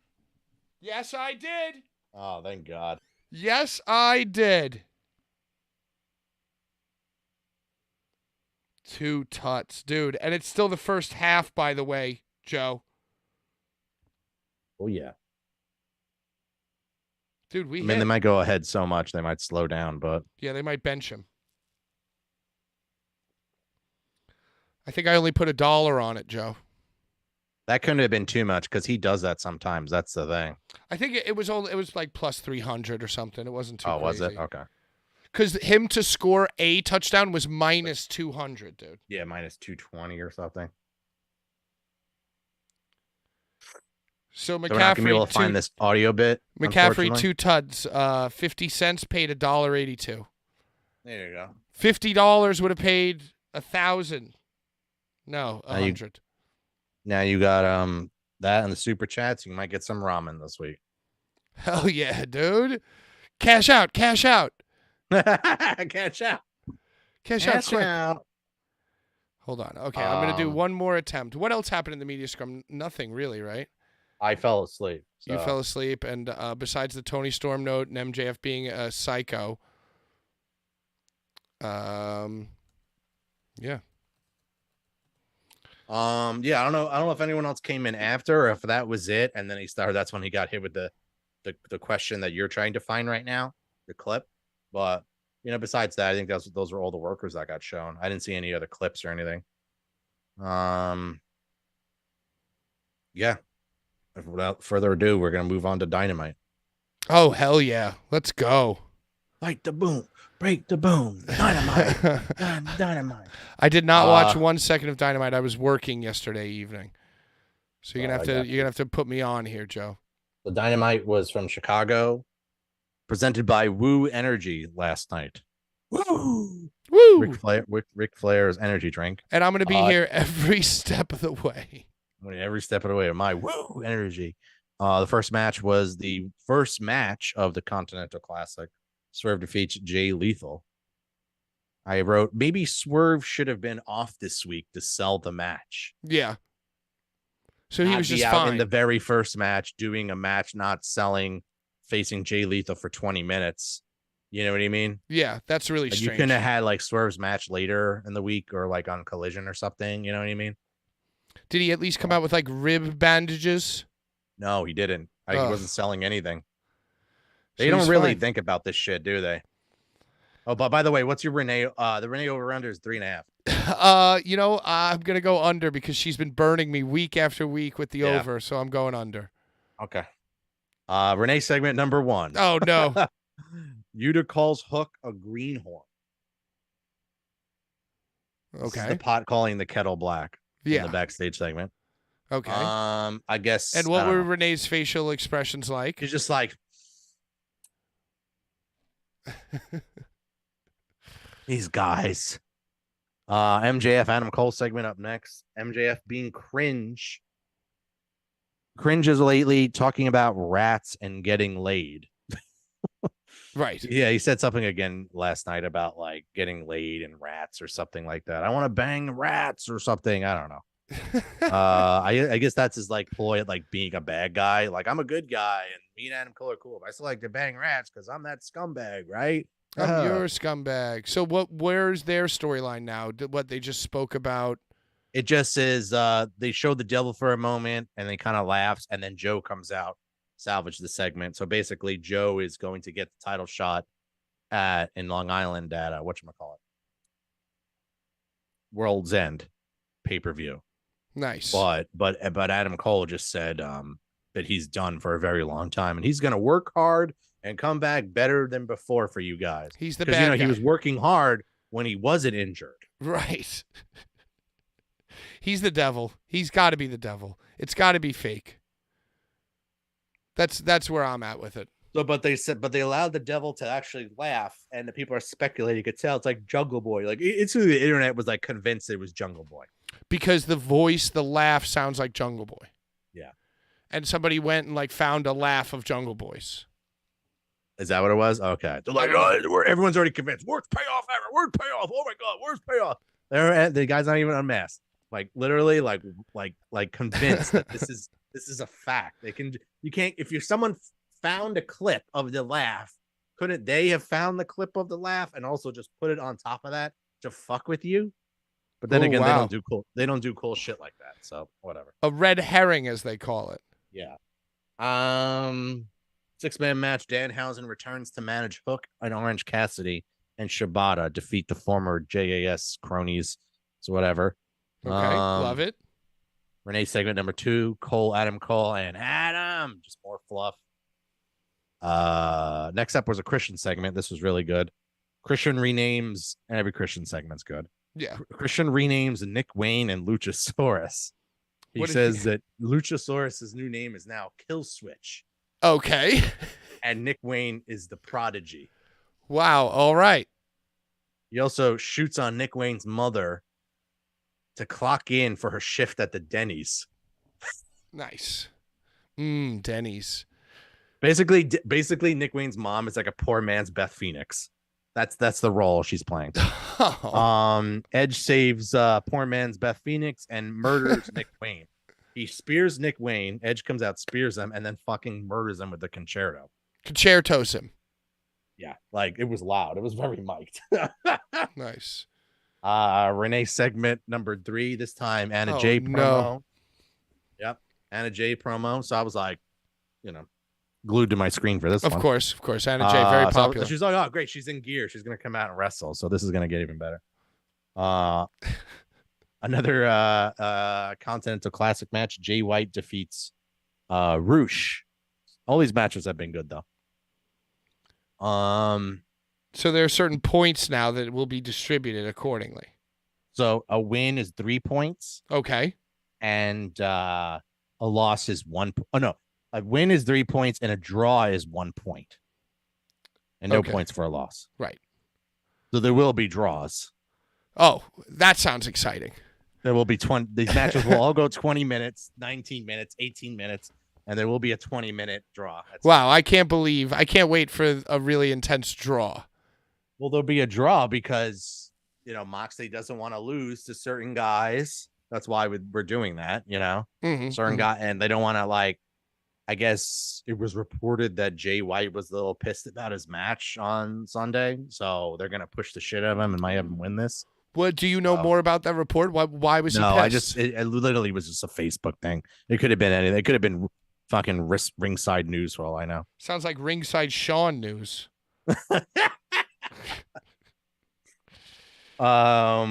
But yeah, so apparently they're gonna give him more of a push. I have a question for you. Is the Bullet Club Gold the hottest thing they have going? I mean, I do love them. I think I officially like them. Yeah, they're cool. Now, I think I definitely like Jay White finally after 6 years of them pushing, of 6 years of him being around. You know what I mean? Like I've never liked him until now. Yeah, I like him. I think he's cool. I don't know what it is. Maybe seeing him like every week has just grown on me. Maybe. Yeah, he's like a crazy guy. You know, I like him. Yeah, Bullet Club Gold. Music's cool too. Like it's kind of like Drew McIntyre, like shink. It's got, like, yeah, shink shink. It's like shink. The switchblade. It's like some weird like anxiety, like killer music kind of thing. Yeah, he's cool. He doesn't bother me. Next up was Timeless Tony Storm. They awarded her the women's title, but they awarded it like it was an Academy Award. Of course. So like she was front row, and then they were like, "Oh, excuse me, this is also counts as a Renee segment at 4." Oh, I just can't get it right. No, it was 3.5. You said over. I said under. Oh, you said under. Okay, because she's been killing me with the overs. Or no, I've been betting over and she's been under, so I took under. And now she's over. Yeah, well, good. Welcome to sports betting. Whatever. We got the Christian McCaffrey 2 touchdowns. Now we need it. Now we need a Brendan Ayuk touchdown. That's really what we need. So yeah, this was just whatever. Maria brought the belt out, and that was it. Then the women's 3-way. This is when I fell asleep actually, but Sky Blue won. She pinned Anna Jay. Thank goodness. And then the main event was another continental match with Mark Briscoe and John Moxley. There we go. Which was an old school slobber knocker of a matchup. The group chat for Boulevard Bullies versus the World was blowing up about it this morning. Yeah, I think these matches will be good. But the thing is, like, there's going to be like no story around these matches, probably. You know what I mean? Yeah, it's just like mini dream matches, kind of. I mean, this is all that it's all G1 is like. You know, it's just singles. It's just singles. Like, oh yeah, but you can also like theoretically get some heat if certain guys go over other guys. Like, you know what I mean? Like someone might beat Okada, who is the champ, because they always had Okada as the champion, as the New Japan champion in the tournament, and then someone would pin him. Like I think Omega beat him in the tournament, but then like couldn't beat him like one-on-one, like, you know, at a random pay-per-view, and then finally he did. Like stupid shit like that. Like you can get the pinfall over a champ, you know, or someone that you don't normally do in these matches, you know. But they have the belts on the line though. Now they're gonna do this thing with the Triple Crown, but these belts mean nothing anyway. Well, how many rounds are there? Like, and if Eddie Kingston loses the titles, then does the other person defend them in their next match? Yeah, because you could technically lose a match and still win the tournament, right? Correct. Yeah, of course, it's point based. I think it's gonna come down to how much time we got left. You want to do a quick prediction? Yeah. Yes, I do. I rather like predict this now before it goes any farther. Okay, so Swerve Strickland defeated Jay Lethal. Jay White defeated Rouge. Moxley defeated Mark Briscoe. And then apparently on Rampage, Claudio B. This is the other block. Claudio will face Danny Garcia, and Eddie Kingston will face Brody King. So right off the bat, we can get someone else with it. So the winner of Block A plays the winner of Block B. Correct. There'll be a semis in each, probably like G1, which is a 1 fall to a finish. Correct. Yeah. So Blue League is Andrade, Bryan Danielson, Eddie. I didn't know Bryan Danielson was in this. Eddie Kingston, Brody King, Claudio, and Danny Garcia. Who do you think is going to be the last two in that? I think it's going to be Danielson and Claudio. That's kind of what I was thinking. I think that's the maybe they'll give us some Daniel Garcia, but you see Daniel Garcia, he's not a killer anymore. He's a dancer. I think I would book it Bryan Danielson, Claudio to be the last two, and Claudio beat Danielson to go to the finals. And then in Gold League, it's Jay White, John Moxley, Swerve Strickland, Jay Lethal, Mark Briscoe, and Rouge.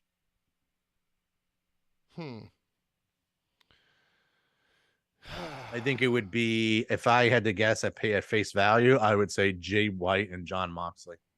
So what happens to Eddie then? Oh, they're going to take the belt off of him. Oh, poor Eddie. I mean, is there a way you can have him lose and then somehow get the belt back on him? But Well, either that's way, what I'm it saying. doesn't matter. Could he lose and then face the person who he lost it to in the semifinals? No. He can lose, and then that person can then lose to someone else that he hasn't fought, and then beat that person, but then still lose on points. because the Listen, this is going to be very convoluted, so you have to think like that. It already is. But it doesn't. Okay, so yes, but it doesn't make. Okay, I can see him losing it, and then the person who he lost it to loses to the person. But if Eddie's gonna lose the title, right? If he's not gonna run the table and win the tournament and become the Triple Crown, and he's gonna lose it, the storyline for him has to be that like it comes all the way around again. And in either the semis or the finals or whatever, he's fighting the guy who he lost it to again later on. You know what I mean? Like, it has to be something like that. Like Eddie's got to lose it and then make it to the semis where he's fighting for it again. Yeah. But even that, I don't think it has to be in the semis. That's the thing. Technically, you can have the scenario where, like, he might lose it. Say if he loses, the first matchup for him is Brody King. Say if Brody King beats him. Mm-hmm. And then Bryan Danielson beats Brody King. And then Bryan Danielson gets beat by Andrade. And then Eddie beats Andrade in that order. Right. I know it sounds ridiculous, but he can get it back. Technically, that's how it's done because the match, it's available in every match. But the thing is that Eddie said that he would defend the title every time he fought. The person who potentially beat Eddie didn't say that they would defend it. Are you sure? Oh, well, I guess so, because now the winner has to be the Triple Crown champion, right? Yeah, I think it's going to be that way. I think that's just how, like, Tony wants it. Very fucking weird, and, you know. Yeah. Have someone being like, "Oh, I'm the champ," and then finally at the end, because you have to see. Oh no, because dude, when they come out for their entrance, there's a table with the 3 belts already on it, and Eddie's not anywhere. You know what I mean? To be found. It's like 3 belts on a table, and the one belt in the middle has a cloth on it. You can't see what it looks like. It's the content. So that is the Continental Classic Championship belt. Right. The other 2 are the Ring of Honor World Championship of the independent promotion Tony Khan bought of Ring of Honor, based out of Bristol, New Jersey. Yes. Gabe Sapolsky was the booker during its golden age, who now works for WWE Creative or is an agent. Something. The International Championship, which also used to be called the Atlantic Championship by the promotion of AEW, was changed because of bad booking. Well, because it was called the Atlantic Championship, but there was the Japanese flag on it. Yeah. So they had to make it the International Championship. That title isn't involved in this at all. But this title now is the Continental Classic Triple Crown Champion, which will be the combination of the 3, because you have the one belt on the one side, which is the Ring of Honor World Championship. Right. Okay. And then on the right side, you have the New Japan Strong Open Weight title, I think. And then in the middle, it's the Continental Classic Champion. When there's 3 of them, it is known as a triple, and that triple will be the first ever Triple Crown champion in AEW. We got to get you a red scarf while you're explaining this. You have to put a red scarf on. But also, if Eddie Kingston in his promo declared that every match that he is having in the Continental Classic Championship tournament bracket, every match that he's having, he's going to put not only his Ring of Honor World Heavyweight Championship on the line, but he's also going to put his New Japan Strong Openweight Championship on the line. But it's only in the matches that Eddie Kingston's fighting. So why would Eddie Kingston take those 2 belts and put them on a table to be combined with the third?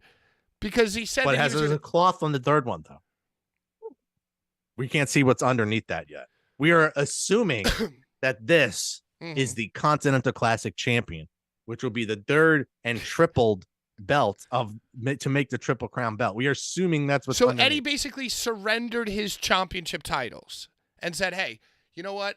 Eddie said, hey, I'm going to defend my 2 championships, the Ring of Honor World Heavyweight Championship and the New Japan Strong Openweight Championship. Every match that I wrestle in this Continental Classic bracket, I will be defending these 2 titles. And then Tony Khan, he fucking had a cup of coffee, put the scarf on and said, hey, now that Eddie has said that, we're actually going to take those titles from him and we're going to put them on the table. And the winner of this entire thing is going to get those 2 belts plus the towel belt, and that'll be the 3-way Triple Crown championship title. So if Eddie loses to Brody King does not become the Ring of Honor champion. No, I think he does. Well, then why is the belt on the table then? Because they haven't thought that far yet. They said something and then they fucked up. This is just like calling it international and Atlantic. It's like that all over again. Whenever it comes to these belts and names, it just gets so prestigious and heavy and long term. It's salivating thinking about it. All right, let's get out of here. Let's get out of here. I gotta go root for Brandon Ayuk to score a touchdown and hit this fucking parlay. All right, happy Thanksgiving, everybody. Hey, happy Thanksgiving to you, Joe. Thank you so much. I'm really happy that we did this. Yeah, it was fun. You know, there's no better feeling than I don't know if you've ever done this, but like after Thanksgiving, going back and meeting up with like the lads. You know, it's like everybody goes and does their family thing. Then everybody like meets up at the crib afterwards. Those were some of the best times when I was living in deep South Jersey. Oh, yeah. Not as deep as the Killdozer, but still pretty deep. Yeah. I didn't get a leather mask for my time there. Hey, shout out Logan Stein. Thanks for the membership. Thank you for the super chat. Congratulations on your pro wrestling refereeing debut, now available on IWTV Palefest. Thank you, John Richter, for the super chat. Become a member. There's behind the scenes stuff. We're going to get a Discord integration going on. We're going to do a monthly member Q&A. We're going to get a Jedi Joe emote. Yes, I was actually thinking about that. We need a Jedi Joe face emote. You can just take one of my Twitch ones. It's probably easier that way. That's what we're going to do. All right, well, until next time, Thanksgiving to all, and to all a good night. On behalf of Jedi Joe, I am PK with the BLVD. Tune in Tuesdays at 7 p.m. Eastern Standard Time and Thursdays at 8 p.m. Eastern Standard Time for Boulevard Bullies content. Blah, blah, blah, yada, yada, yada. Out of time. Bye-bye. Continental. International. Something different.